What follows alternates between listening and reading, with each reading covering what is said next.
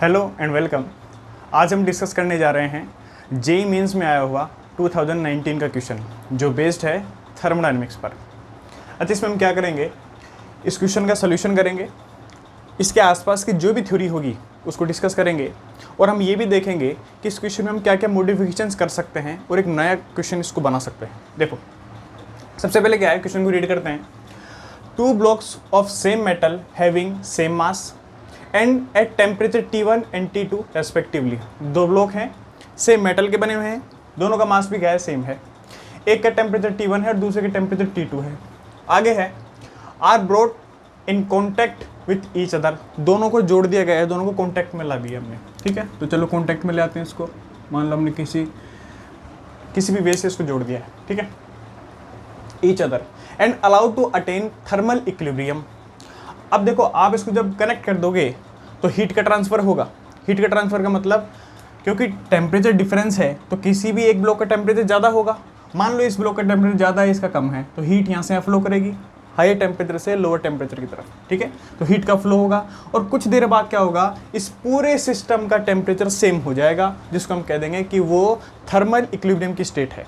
ठीक है, तो इसने कहा है attain thermal equilibrium at constant pressure, और ये जो काम है वो कहाँ किया गया है, कांस्टेंट प्रेशर पर। The change in entropy is, entropy की चेंज निकालना है, आंसर यहाँ लिखा हुआ है, लेकिन अब इसको निकालेंगे। देखो, सबसे पहले कुछ चीज़ें हम इसमें समझते हैं कि जो लैंग्वेज लिखी हुई है उसमें से हम की पॉइंट कैसे निकालेंगे। देखो, 2 blocks of same metal having same mass and at temperature T1 and T2। हमने पढ़ा है कि हीट का ट्रांसफ़र होगा। हीट का ट्रांसफ़र होने के बाद में दोनों इस पूरे सिस्टम का टेम्परेचर कोई एक टेम्परेचर पे आके रुक जाएगा या फिर थर्मल इक्विलिब्रियम यहाँ पर आ जाएगा। उस पर जो टेम्परेचर होगा उसको हमने टी फाइनल बोल दिया। इसका भी क्या हो जाएगा, टी फाइनल, इसका भी क्या हो जाएगा, टी फाइनल, कुछ देर बाद। ठीक है, अच्छा, अब ये टी फाइनल कितना होगा ये कैसे निकालेंगे। तो जब हम जानते हैं कि 2 blocks ऑफ सेम मेटल, जब दोनों की मेटल सेम है और जो दोनों का मास सेम है, और जब आप उनके बीच में थर्मल इक्विलिब्रियम लाओगे या दोनों को कनेक्ट करोगे तो पूरे सिस्टम का जो टेम्परेचर होता है ना, वो दोनों ब्लॉक के टेम्परेचर का एवरेज टेम्परेचर होता है। इसका मतलब हम यहीं से कह सकते हैं कि जो आपका टी फाइनल होगा ना, वो होगा T1 + T2/2।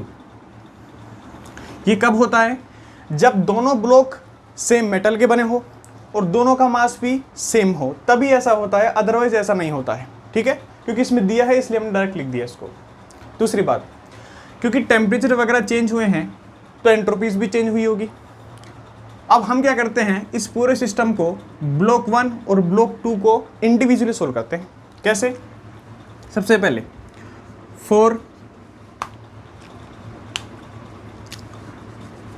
फर्स्ट ब्लॉक के लिए सोल्व कर रहे हैं।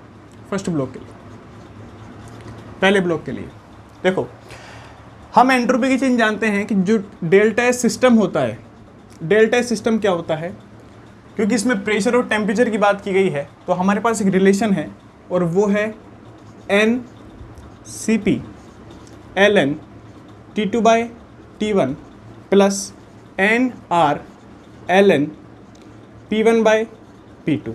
अगर आप P2/P1 लिखोगे तो यहाँ नेगेटिव आएगा। ठीक है, अब देखो, ये जो आपके पास में ये किसी भी सिस्टम की एंट्रोपी का फॉर्मूला है। अब क्योंकि इसमें कहा गया है कि कांस्टेंट प्रेशर पे बात होगी तो ये वाली जो क्वांटिटी है 0 हो जाएगी। ठीक है, ये वाली क्वांटिटी क्या हो जाएगी, 0 हो जाएगी।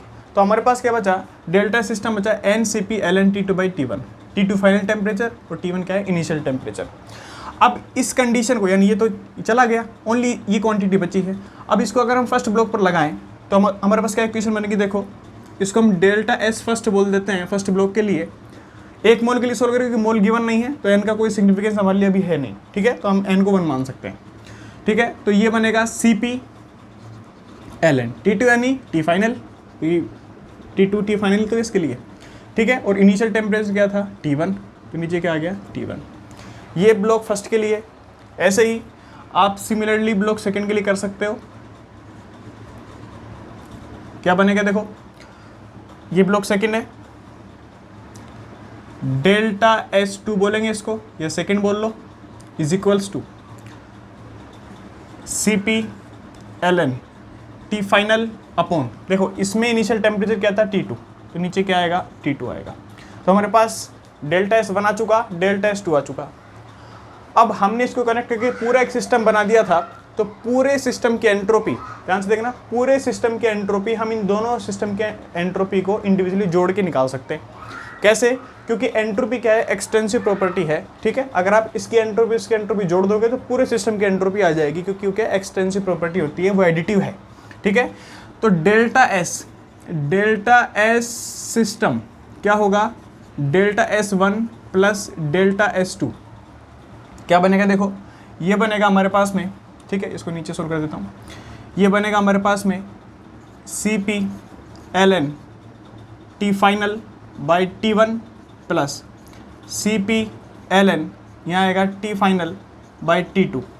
ये हमारे पास में डेल्टा सिस्टम बन जाएगा पूरे की, ठीक है। अब इसको थोड़ा सा और सोल्व कर लेते हैं। इसमें से अगर सी पी कॉमन ले लें तो सी पी यहाँ बनेगा L N T final by T1 plus L N T final by T2, ठीक है। अब यहाँ लॉग की प्रॉपर्टी आप लगा सकते हो, ठीक है, log a plus log b, ठीक है, log a डॉट b होता है। तो हम इसको लिख सकते हैं सी पी, ये डेल्टा एस चल रहा है पूरा, सी पी यहाँ आएगा एल एन, देखो ये बन जाएगा टी फाइनल का स्क्वायर, क्योंकि दोनों मल्टीप्लाई होंगे, या मैं इसको देखो log a plus log b, तो log a इंटू बी होता है, तो ये log a लिख दिया, ठीक है, इंटू log b, ठीक है। तो ये हमारे पास बन जाएगा C P L N T final का स्क्वायर और नीचे आएगा T1 T2, ठीक है।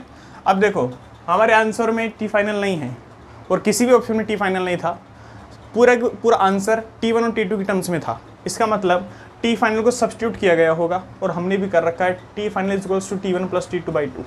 तो हम इसको यहाँ रख देंगे और हमारे पास जो इक्वेशन आएगी, देखो टी फाइनल की वैल्यू रख देते हैं यहाँ पे, तो ये बनेगा हमारे पास में T1 प्लस T2 का स्क्वायर और 2 का स्क्वायर 4, तो नीचे क्या चल जाएगा 4 T1 T2। ये हमारे पास में आंसर आ चुका है, ठीक है। तो ये इस क्वेश्चन का करेक्ट आंसर था। अब इसमें थोड़ा सा मॉडिफिकेशन हम देखते हैं कि हम इसमें चेंज क्या कर सकते हैं। ये वाली जो फर्स्ट लाइन है ये इंपॉर्टेंट है, अगर उसमें चेंज करना चाहते हो, वैसे चेंज बहुत सारे हो सकते हैं, लेकिन एक सिग्निफिकेंट चेंज यहाँ दिख रहा है कि हमने टी फाइनल को लिखा है T1 प्लस T2 बाई 2। इसका मतलब जब हमने कनेक्ट किया तो पूरे सिस्टम का जो टेम्परेचर है वो दोनों ब्लॉक के टेम्परेचर का एवरेज आ गया। ये तभी हो सकता है जब दोनों ब्लॉक सेम मटेरियल या फिर सेम एलिमेंट के बने हो, या सेम मेटल के बने हो, या फिर और साथ में उन दोनों का मास भी क्या हो, सेम हो। इसमें क्या कर सकते हैं हम, पूरा प्रोसेस ऐसे ही चलेगा।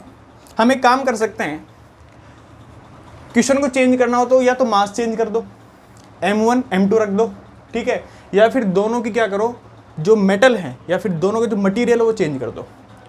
इसमें कैसे होगा, जैसे मान लो अगर हमारे पास में 2 ब्लॉक है और दोनों ब्लॉक डिफरेंट मटेरियल के हैं और डिफरेंट मास के हैं, ठीक है। जैसे मान लो ये ए का बना हुआ है, ये बी का बना हुआ है, डिफरेंट है, इसमें मास M1 है, इसमें मास M2 है, और सेम कंडीशन इसके लिए लगाते, तब हम क्या करते, तब हम इसमें क्या करते, हीट को कंजर्व करते हैं। ध्यान रखना, ऐसी कंडीशन में हीट कंजर्व की जाती है, ठीक है। इस कंडीशन में हम हीट कंजर्व करते हैं। कहने का मतलब मान लो इसका टेम्परेचर T1 होता, इसका टेम्परेचर T2 होता, तो कहीं ना कहीं हीट फ्लो होता, या तो हीट यहाँ से फ्लो होती है, फिर यहाँ से हम मान लेते हैं कि हीट ऐसे फ्लो हुई है, क्यों अमाउंट ऑफ हीट फ्लो हो गई। तो इसने कितनी हीट दी है, इस कंडीशन में आपको इसका और इसका Cp पता होने चाहिए, या फिर हीट कैपेसिटी या फिर स्पेसिफिक हीट कुछ ना कुछ पता होना चाहिए था, ठीक है। जैसे मान लो स्पेसिफिक हीट पता है, इसका स्पेसिफिक हीट SA है, इसका स्पेसिफिक हीट SB है, ठीक है। तो अब आप क्या करते हैं, इसके लिए हीट क्या होती, मतलब इसने जितनी हीट दी उतनी हीट ये लेगा। इसका मतलब QA इक्वल होना चाहिए था QB के, ठीक है। और हम यहाँ ये हीट दे रहा है तो यहाँ माइनस लगा देते हैं, ठीक है, और ये हीट ले रहा है तो यहाँ क्या होता है, प्लस होता है, ठीक है। या फिर टोटल हीट तो उतनी होनी चाहिए जितनी, मतलब इसने जितनी हीट दी उतनी हीट इसने ली है, ऐसा, ठीक है। अच्छा, इसको हम सोल्व कैसे करते हैं, देखो अगर हम इंडिविजुअली लिखें Q को लिखें तो Q क्या होता है, M एस डेल्टा टी, ठीक है। एम क्या है, मास, एस क्या है, स्पेसिफिक हीट, ये जो ब्लॉक है इसकी स्पेसिफिक हीट, ठीक है। ऐसे इसके लिए लिखेंगे, इसके लिए क्या, जैसे मान लो ये आपने क्यू ए लिख दिया तो ये एम ए लिखोगे, ये ऐसे लिखोगे, और डेल्टा टी में क्या आएगा, देखो इसका टेम्परेचर T1 है, इसका टेम्परेचर T2 है। जब आप इसको कनेक्ट करोगे तो वापस से थर्मल इक्विलिब्रियम में आएगा तो T फाइनल बनेगा। तो यहाँ के लिखोगे एम एस, यहाँ क्या आएगा T फाइनल माइनस T1। ऐसे अब इसके लिए लिखोगे सेम बनेगा एम बी, यहाँ क्या बनेगा S B, T final minus T2, दोनों को इक्वेट करोगे और फिर आपके पास में एक ऐसी इक्वेशन बनेगी, उसको आप यहाँ पुट करोगे, ठीक है। तो ध्यान रखना, अगर आपके पास में सेम मटेरियल है, सेम मास है, तो आप उनका एवरेज ले सकते हो, लेकिन अगर मास डिफरेंट है या फिर मटेरियल डिफरेंट है तो आप उसका एवरेज नहीं ले सकते, तब आपको हीट कंजर्व करके इसको सोल्व करना पड़ेगा, ठीक है। यानी इसके लिए इसने जितनी हीट दी है वो निकालनी पड़ेगी, इसने जितनी हीट ली है वो निकालनी पड़ेगी, और दोनों को इक्वेट करके आपको इक्वेशन बनानी पड़ेगी T final and T1 T2 में, जो आराम से बन जाएगी, ठीक है। तो ये एक मॉडिफिकेशन हम इस क्वेश्चन में कर सकते हैं, जिससे हमारे पास में एक नया क्वेश्चन आ जाएगा। आई होप आपको समझ में आया होगा। Thank you so much.